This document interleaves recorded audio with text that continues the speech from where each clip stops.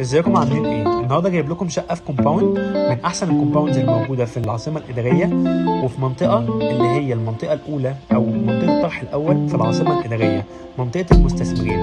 طبعا كلنا عارفين ان منطقه المستثمرين دي كل اللي فيها 14 كومباوند بس، وبتتميز ان هي من اقل المناطق كثافه في العاصمه الاداريه، علشان اغلبيه الكومباوندز اللي موجوده يا اما بيج نيمز يا اما بيبقى عندهم فيلل فقط لا غير او فيلل وعماير، فالكثافه السكانيه فيها قليله جدا. تمام. الكومباوند اللي انا جايبه لحضراتكم، طبعا الشقه دي بتتسلم متشطبه الترا سوبر لوكس زي ما احنا شايفين في الفيديو كده. طبعا التشطيبات بتبقى على اكمل وجه، والتشطيبات كلها سوبر لوكس. بتبقى عندك البورسلين وعندك سيراميك وعندك الاضاءات وعندك الجبسون بورد، وكل الاضاءات دي وكل التشطيب ده بيبقى موجود على طول بتستلم بيها. طيب ايه كمان؟